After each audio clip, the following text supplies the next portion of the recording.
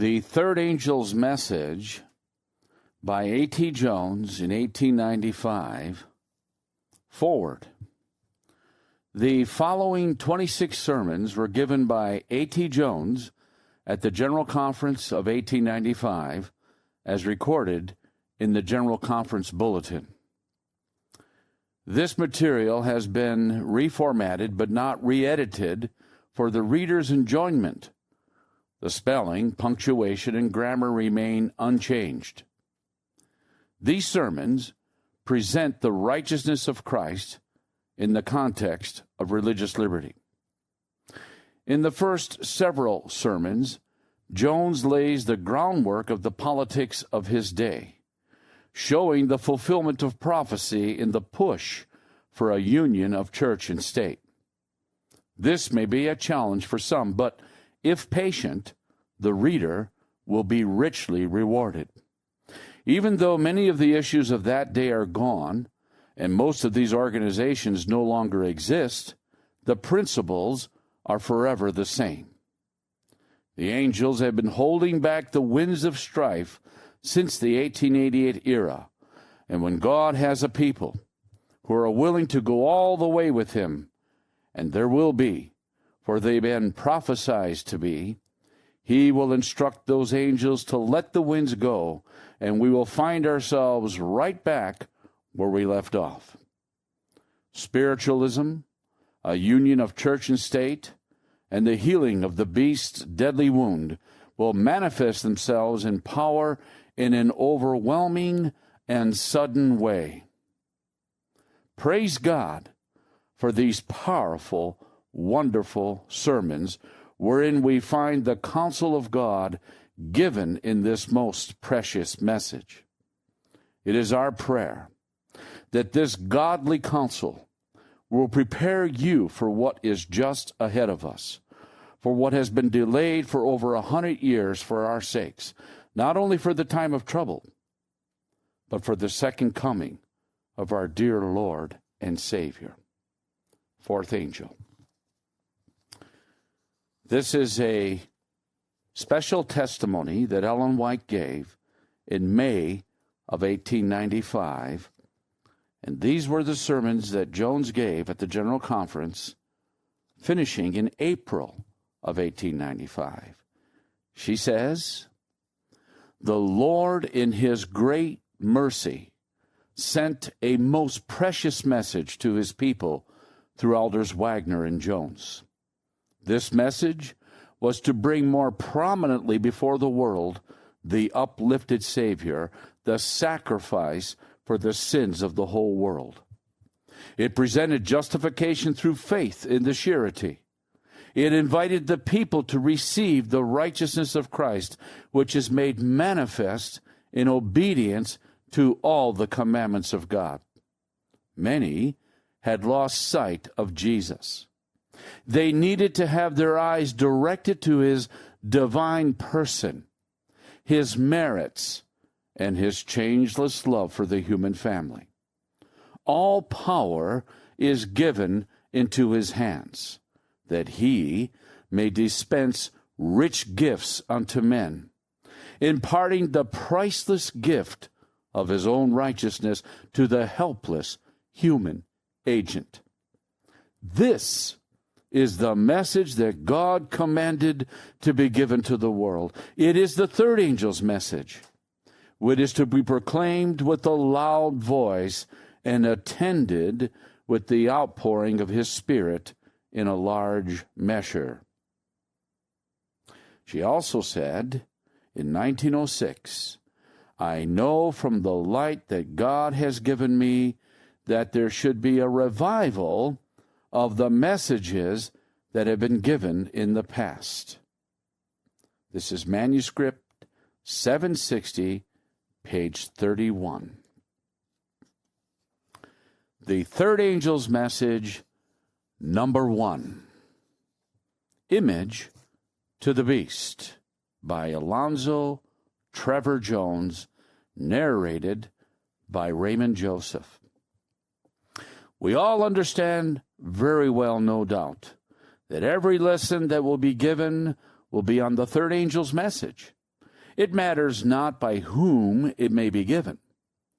But there has been assigned to me that particular phase of the third angel's message that relates especially to the prophecies of the beast and his image and the work that they are to do.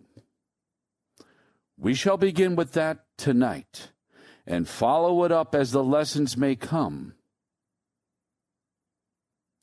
All that I shall attempt to do in this lesson will be merely to state the case, to present the evidence. The arguments will come afterward, upon the evidence of the case as stated. In the time we shall have this evening, the case cannot be stated fully, only the case as it relates to the side occupied by the image of the beast. The next lesson, we will have to consider the case as developed in respect to the papacy, the beast itself. I need not undertake to give a definition in detail of what the image of the beast is. We all know well that it is the church power using the government, the civil power, for church purposes.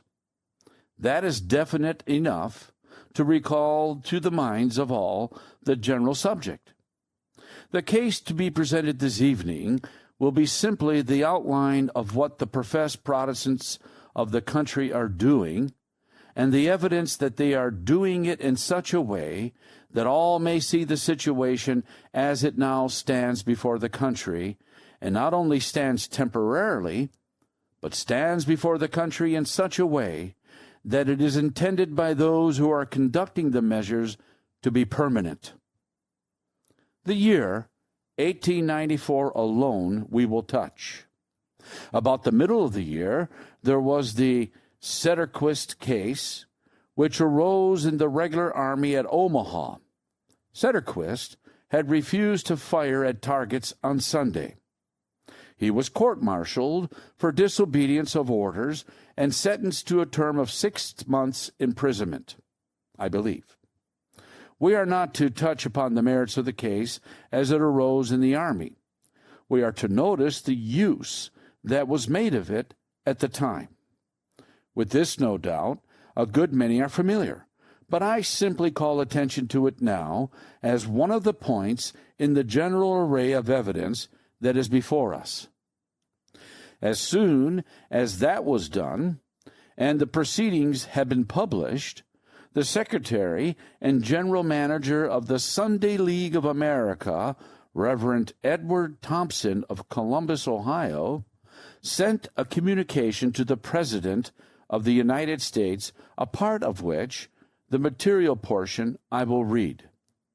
This is from the Sunday Reformed Leaflets, Volume 1, Number 8, September 1894. Quote, Office of the Sunday League of America, Columbus, Ohio, July 21, 1894.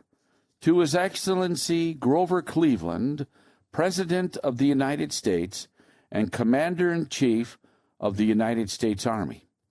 Distinguished Sir, please permit me, in the name of over 100,000 voters of the United States, whom I have the honor to represent officially, to petition Your Excellency for the pardon of Private Charles O. Sederquist of Company C, 2nd Infantry, United States Army, who is now, we learned, imprisoned at hard labor in Omaha under sentence of 2 months, and with a requirement attached to the penalty of imprisonment at hard labor that he pay a forfeiture of $10 per month out of his monthly pay. The reason that we ask for this pardon is that Sederquist was punished because he refused to engage in target practice on Sunday, and that he refused on the grounds that the said target practice was in violation of the laws of Nebraska, where he was, in violation of his personal religious convictions, in violation of the principles of Christian civilization, and of the laws of nearly every state in the Union.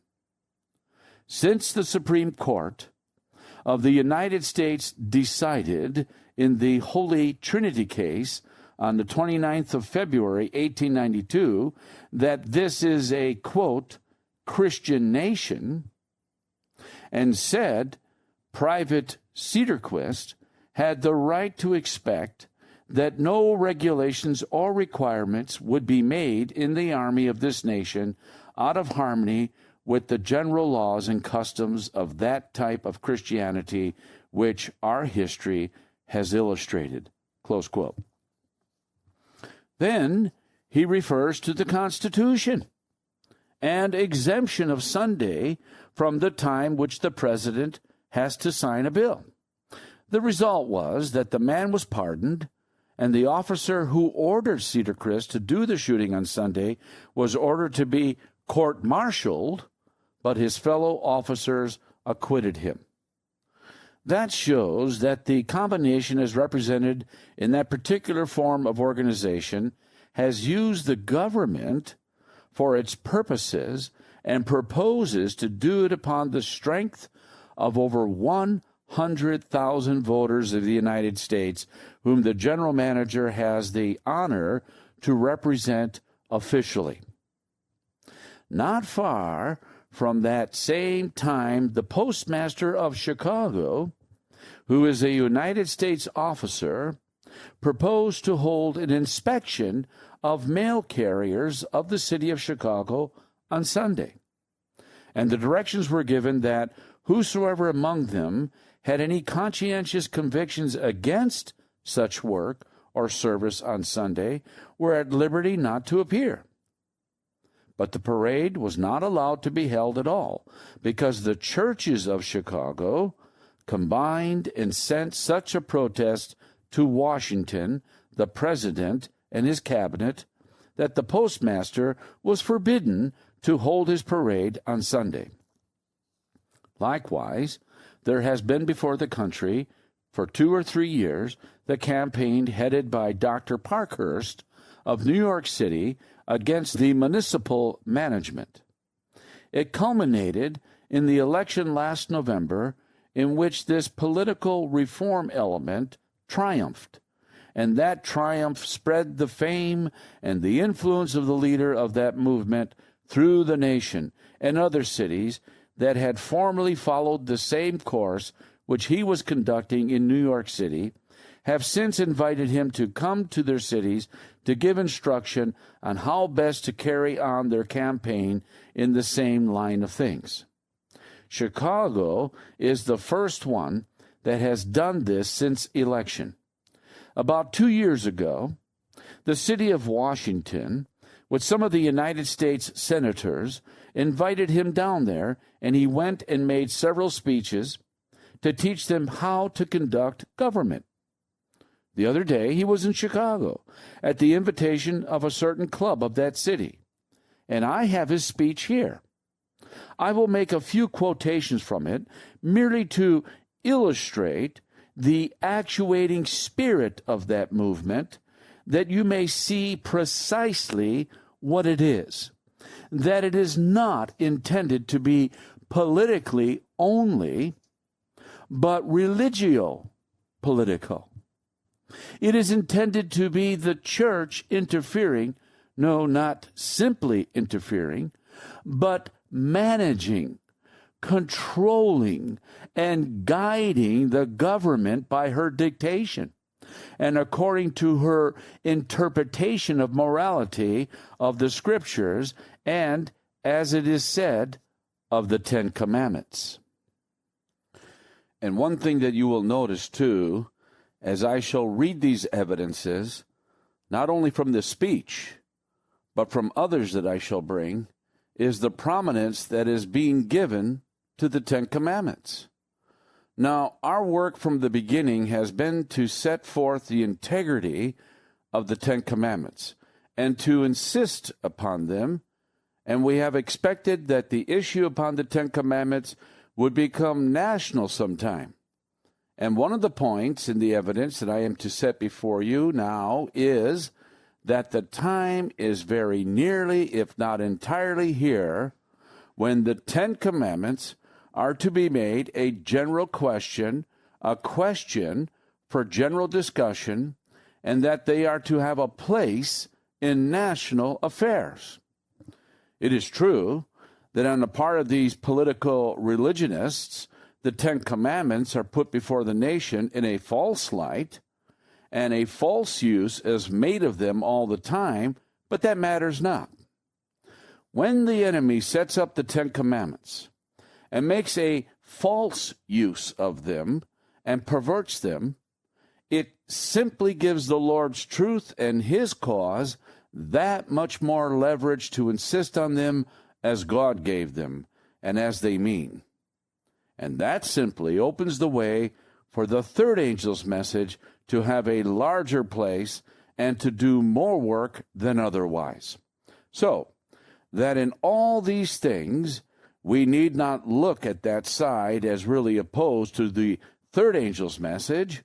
They intended it so, of course, but as I remarked once before in your presence, I think all that is merely the other side of the message, but it is all working together to help forward the message.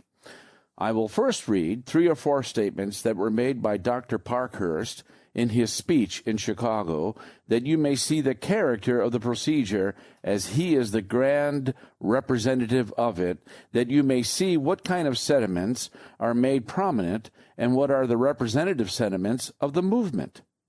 Here is one of his expressions, quote, "Damnable pack of administrative bloodhounds," close quote.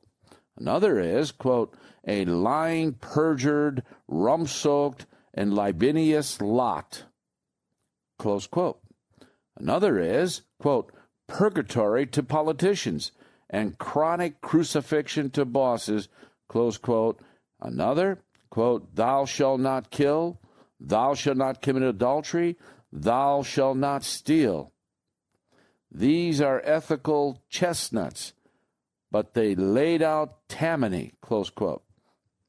And all this, not in the heat of an earnest, spontaneous discussion, but in a cold, deliberate essay written out in the study, and there read from manuscript. Another series of expressions will help to illustrate this thing. I read these from his speech as published in the Chicago Inter-Ocean of January 24, 1895. Quote, "It is not well to discourage people, but it is always wholesome to face the entire situation. To use an illustration that I have used a great many times at home, in order to accomplish anything that is really worth the pains it takes to accomplish it, you will have to regenerate your city. The word is a quotation from Presbyterian theology, but answers the purpose well, even if it is." Close quote. And since all this course has been endorsed by the Presbytery of New York as a presbytery, and as that means the endorsing of him and approving of his course as a presbytery, it is all Presbyterian theology according to the phase of it as held by the Presbytery of New York. So it is with a double emphasis that he can quote from Presbyterian theology as held by the Presbytery of New York at least. Quote, "It means more than Reformation. Reformation denotes a change of form only. Regeneration denotes a change of heart, the inauguration of a new quality of municipal motives and impulses. If you say this is dealing with the ideal, of course it is dealing with the ideal. But what do you propose to deal with? You are not going to win except by the pressure of a splendid enthusiasm, and you will start no popular enthusiasm by any effort that you make to achieve half measures." Close quote. Another series of expressions, quote, "I wonder how many there are in this great city that are willing to take their coats off and keep them off until they die, or Chicago is redeemed. That is what will do it, and it is the only thing that will do it. You will have to take your life in your hands and your comfort and your ease in your hands, and conquer victory step by step. There is no call for the dilettante or dude in this work. Reform clubs are numerous, and they have large enrollments, but somehow they do not succeed in saving their city. There is no shortcut to municipal salvation. You cannot win it by the prestige or the wealth of the reform organizations, municipal leagues, civic clubs, or by whatever other name the institution may be distinguished. You will avail nothing except to the degree that you fling your personality and all that it stands for directly against the oncoming tide of evil, even at the risk of being inundated and swamped by it. If this language is more strenuous than fits your predilections, you have only yourselves to blame for it, for I came here at your bidding, not my own.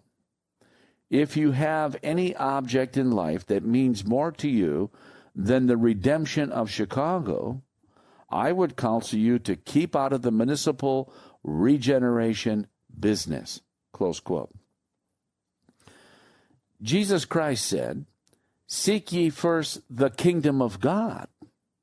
This system says, seek first of all, have most important of all, the government of cities and kingdoms of this world. However, I am simply reading these items now. We will sum them up presently. Again, quote, "There is no Republican and no Democrat in the Ten Commandments. Our movement, then, has had no partisanship in it and no sectarianism in it. An all-around man is bigger than either party, and the Decalogue is as broad as Protestantism, Catholicism, and Judaism all placed alongside of each other. Responsibility need not be taken from the shoulders of the laity, but the relations proper to be occupied by the clergy is a crisis like yours here and ours in New York are unparalleled and unique. A live preacher, if only he gets far enough away from his study and his Bible to know the world and what is going on in it, cannot watch the footsteps of the prophet-statesman who swung the destiny of the people of Israel 3,000 years ago without feeling that the inspiration still vouchsafed to the man of God is never designed to be employed exclusively in fitting men to get out of the world respectively and to live beautifully in the world to come. The Lord's Prayer teaches us to pray, "Thy will be done on earth." For you, that means, first of all, thy will be done in Chicago. And there is no point from which such a keynote can be sounded so effectively as from your pulpits. It is encouraging to know that the feeling is growing that Christian fidelity means patriotism just as much as it does piety, means being a good citizen just as much as it does being a good church member, and that "Nearer, My God, to Thee" and "Star-Spangled Banner" are both Christian hymns in the mouth of all-around Christian. Close quote. I am simply reading these that you may see the situation and the interest with which these things are being put forth. Quote, "The movement with us began in a church, and the appeal all the way through has been to that which the church and the synagogue represent. The strength of the game throughout has been men's responsiveness to the authority of the Ten Commandments. There is no event recorded in the old Bible story that for sanctity would rival the enterprise of regenerating Chicago, and no situation in which there was more occasion than here for the ringing out of the voice of some local Elijah, and the more of them, the better.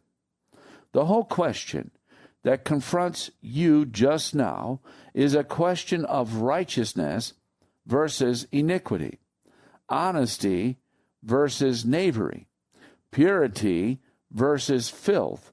And if the clergy cannot come out en masse and take a direct hand in the duel, what under heaven is the use of having clergy anyway? Close quote. One more. Quote, there is a moral leadership that it belongs to the clergy to exercise, and that it is wickedly delinquent if it fails to exercise. An appreciation and a vision of the eternal realities that load the instant makes out a very large part of the genius of statesmanship. And it is that appreciation precisely that distinguishes the preacher, if so be he is gifted with divine equipment. In the old days of Israel, the statesman was the prophet, and the prophet was the statesman.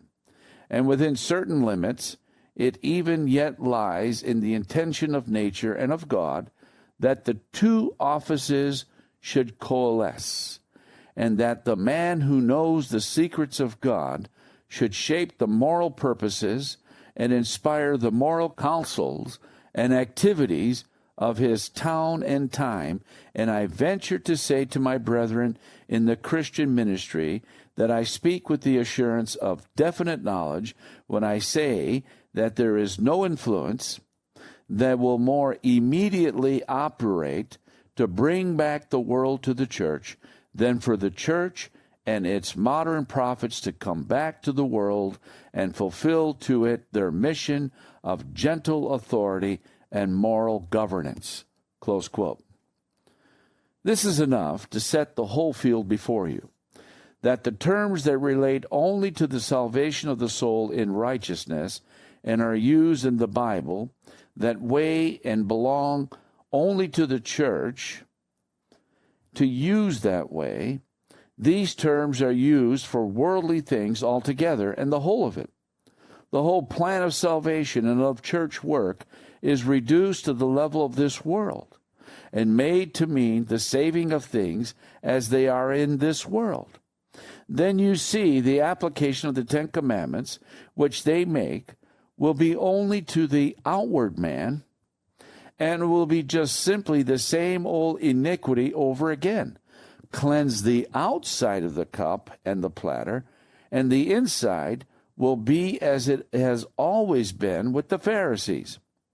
Now, some time ago, you saw the statement published in the Sentinel, which Dr. John Shutter of Jersey City, New Jersey, made with reference to the position and the work of the Young People's Society of Christian Endeavor. I will read a clause or two from this, and will then call your attention to another statement made within the last week or two from a direct representative of one of the managers of the Young People's Society of Christian Endeavor movement. First, introducing the subject, I read some of the statements made by Dr. Shutter as published in the New York Sun of November 5, 1894. Quote, almost every church in America has its Young People's Society of Christian Endeavor, and these societies, extending into every hamlet in the land, have declared their intention to enter politics. This is a significant fact when we remember that these organizations number several 100 million followers and are composed of young people full of energy and enthusiasm. This means that the church is going into politics and is going there to stay. Furthermore, it means that the church is to become a powerful political factor. For in these societies, it has a perfect and permanent organization, extending through county, state, and nation, and will act as a unit on all great moral questions.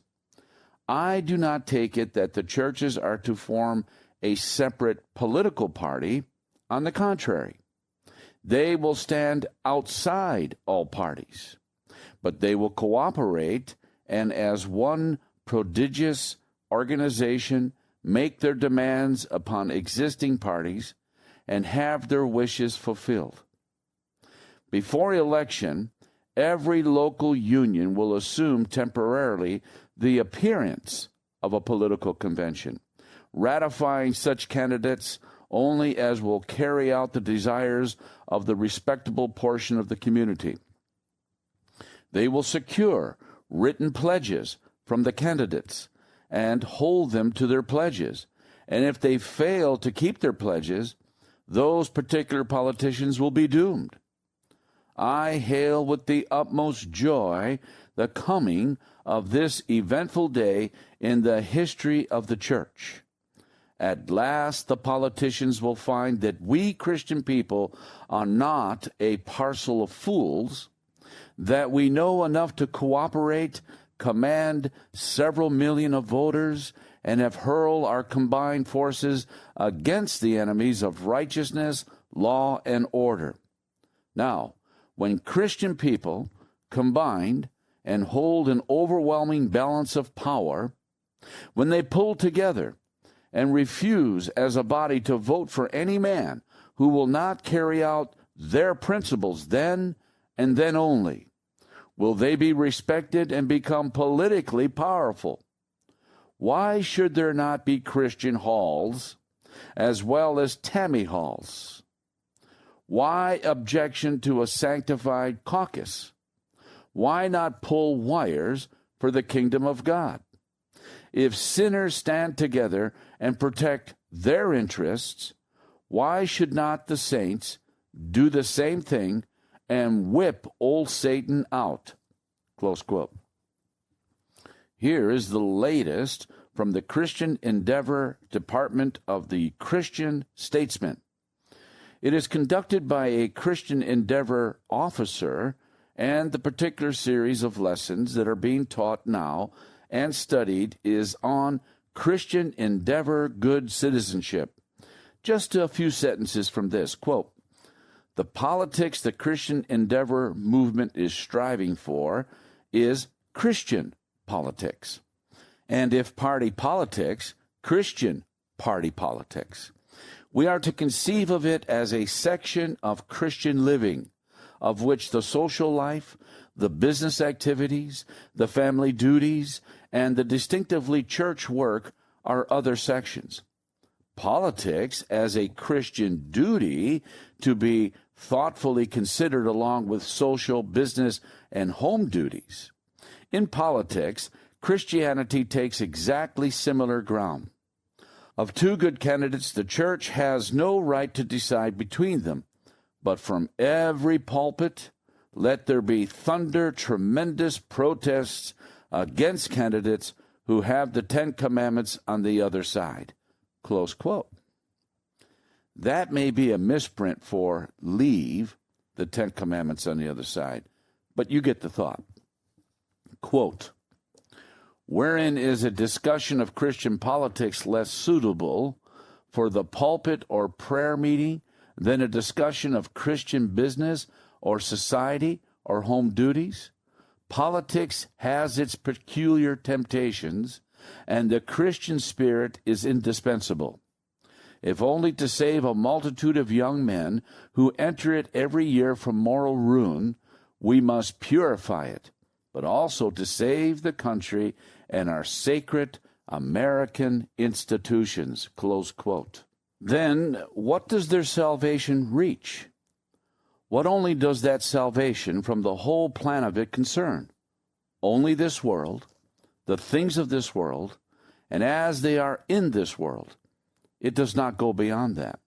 The minister is to understand, if he can get far enough away from his Bible, and that is a very appropriate expression, that he is not to work for people getting out of this world in a respectable way and enjoy happiness in another world, he is to work for his own town and his own city, his own state, and the nation to redeem, to save, to regenerate all these. That is the situation. Further, quote, Christian Democrats will find great duties in voting and party organization which are deeper and broader than any details of party movements. With their conservative attitude to all changes, they have an important place in Christian civilization. Let them, like good men and true, study their duty, and with faces toward the judgment day, fully discharge it. So their fellow Christians in the Republican Party, with a different attitude to governmental policies, yet both alive to exalted responsibilities, to Christian patriotism, and steady moral development of the nation. Here would be an easy and natural union among Christian citizens.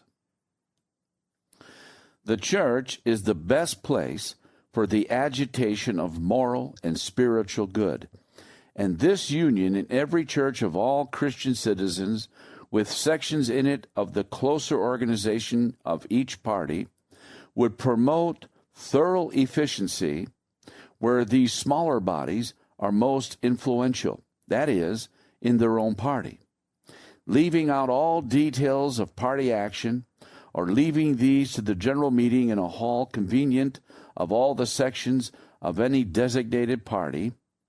We have good citizenship activity, which every church may wisely assume. This is the only sort which will accomplish any good.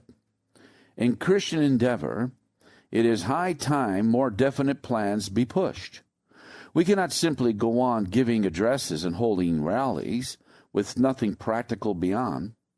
On the principles of Christian endeavor and in line with its genius, we urge interpartisan plans. The Christian spirit must have a place in politics, and the Ten Commandments and the Sermon on the Mount must rule. Close quote. The Civic Federation of Chicago, modeled after Parkhurst's New York machine, is following the same course that he has, as far as they are able, so far as he followed it in New York. And we have a report from the head of that federation, Reverend Dr. Clark of Chicago. He has written an official report which was published in the Interior. I had a copy of the paper, but it was mislaid. Maybe we can find it again before we get away from the subject entirely and have some of his statements also. But one of them particularly is on the same line as this, that is, the Christian's relationship to the state, the Christian's relationship to politics, the Christian's place in molding and shaping and reforming the state. And one of the chiefest principles of politics that he lays down in the platform upon which he stands is the Supreme Court decision of February 29, 1892, that, quote, this is a Christian nation, unquote. And as this is a Christian nation, he asks in expectation, what is there for a Christian to do but to work according to that idea and carry out the principles of this Christian nation in a Christian way, shaping and molding it upon the forms of Christianity? Here, then, are all these elements working all these plans to get control of the law and the law-making power. Now, one other sentence from Parkhurst's speech that I left to the last that opens up a field that is worthy of our thinking upon and watching from this day till the end. Quote, the questions that are most deeply agitating the public mind this year, and that will continue to agitate it probably for many years to come, are not national ones, but municipal. We have reached a period that may be designated the Renaissance of the city. The remarkable concentration of population at urban centers, that is, city centers, has operated to accentuate, to put an accent upon it, emphasize, the municipality, and to such a degree has this concentration reached, and so largely are material values and intellectual energies actuating all these points, that we may almost say that the real life of the nation is lived and throbs itself out at these centers, and that the nation is going to be increasingly what our municipalities make it to be, determined it shall be, close quote. The argument is this, that such vast concentration of people into cities, so many large cities are being built up in the country, that these cities are holding such a position in the country that they shape the course of the nation. And it no longer lies among the people of the open country outside of the cities, but the way the cities go, that is the way the nation goes. And the mold that the cities take, that itself molds the nation. Even leaving out religion altogether, the great cities of the country carry the political tide of the country, whichever way it may turn. Now, you see these church leaders understand this, and therefore are working to control the cities, thus worming themselves into power there, and then, through that, to rule the nation. Thus, you see all the way through. Every one of these statements that I have read is simply the statement over again of the system that made the papacy and has characterized the papacy from the first step that was taken by the church in the days of Constantine until now.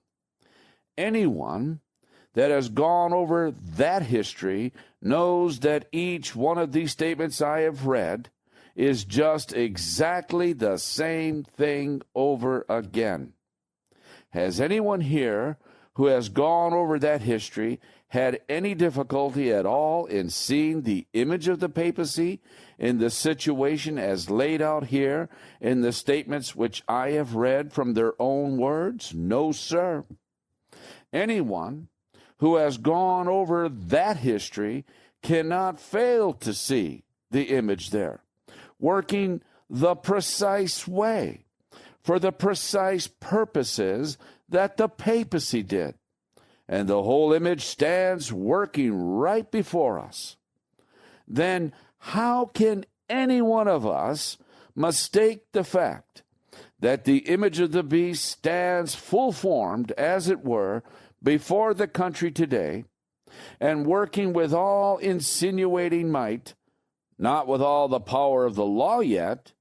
It has not that fully in its hands yet, but with all its insinuating policy, and by all of these encroachments, little by little, taking possession here, worming itself in there, to get control of that which controls the nation, and then mold and shape the nation.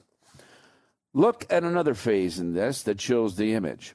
Those who have read the history of the papacy and its making, the beast and its making, know that the whole contest and all the contests that the papacy had were fought out in the cities. Rome, Alexandria, Constantinople, Antioch, Jerusalem, Carthage, Corinth, the principal cities, were the groundwork and the theater upon which the papacy fought her battles and gained control of the Roman Empire and wormed herself in all cases. The country people, I was going to say there were a secondary consideration, but they were practically of no consideration at all. A country bishop was a very inferior order of being. A city bishop stood much higher. The graduation of the bishopric was according to the graduation of the great cities. And the bishop of the chief city, which was Rome, held the chief power.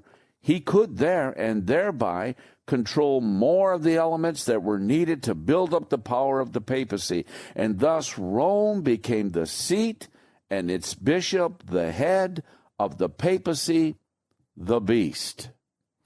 Now, do you not see the precise likeness going right over the same ground in this country, trying to secure control of the largest cities, New York, Chicago, Philadelphia, Boston, St. Louis, Cincinnati, San Francisco? All of them have this same thing working. Municipal leagues and the clergy leading in it all, working to control the cities, to get these into their hands, and so to control the nation. Are not the same principles at work here, now, as it were at work in the original making of the beast? Is it possible for us to close our eyes to the fact and fail to see that we are in the presence and the working of that wicked thing? And is it not high time to sound aloud the message of warning against the beast and his image with the loudest voice that the power of God can give? I will read one more statement. This is from the Herald and Presbyter of Cincinnati, January 3, 1895. The object, the chief, the grand, the all-overtopping object that they propose to use this power for when they get it through the shape of these municipal governments is shown to be the enforcement of Sunday. The article from which I read is entitled Enforcement of Law. Quote, "Law is a rule of human action or conduct. Moral law is that perspective revelation of the divine will, which is of perpetual and universal obligation upon all men. It is therefore binding upon the conscience, and with the Christian should not require statutory enforcement. But it has developed in process of governing society that all men will not obey the Ten Commandments, which are of universal application, and hence it has been found necessary to attach pains and penalties and provide for their enforcement by using the strong arm of civil government." Close quote. This, as anyone can see, is the very position and teaching and argument of the papacy. We shall have occasion to read some other such things when we come to the next phase of this matter in the next lesson. Quote, "One of the Ten Commandments, which has the commendation of our lawmakers and which has been engrafted on the statute books of nearly every state, is that which provides for the proper observance of the Sabbath. Our lawmakers thought it necessary to restrain evildoers and those who would violate the sanctity of God's holy day by special prohibitions and penalties for a violation of the same. In our city, the open violation of this law has been so continuous and so defiant as to awaken Christian men to a sense of their duty to the state, and the Municipal Reform League was organized." Close quote. Municipal reform, that is, city reform, is what the Civic Federation in Chicago and the Society for the Prevention of Crime in New York are pledged for. They are the same thing, but are not called by the same name in all of the cities. But what caused it to be organized in Cincinnati? Why, the disrespect for Sunday. What in Chicago was the chief thing? Disrespect for Sunday. Quote, "The first movement was to secure the closing of the theaters on the Sabbath. In this work, the law was sufficient and the police force of the city able to enforce the law, but there was found to be one man more powerful than the law, the police force, or the elements of reform in this city, and that was the mayor. The violators of law were so numerous that if each one called for a jury, it was impossible to try offenders. The courts were blocked and justice obstructed. The League came to the relief of the court with the law at their backs and proposed that the police be instructed to make arrest of persons found in the act of violating the Sabbath laws. This would have made the law prohibitory and close the theaters even if offenders were not fully punished. The mayor came to the rescue of the theaters and forbade officers to make arrests till after the offense was complete and the entertainment over. The League appealed to the police commissioners on the grounds that the police are not bound to obey unlawful orders. A majority of the commissioners decided that the officers must obey all orders of the mayor, that this was necessary to proper discipline. Now then, what are law-abiding citizens to do? They are told that Cincinnati is better governed than any city of its size in the country, and yet Boston, New York, Philadelphia, and Baltimore are able to close their theaters on Sunday.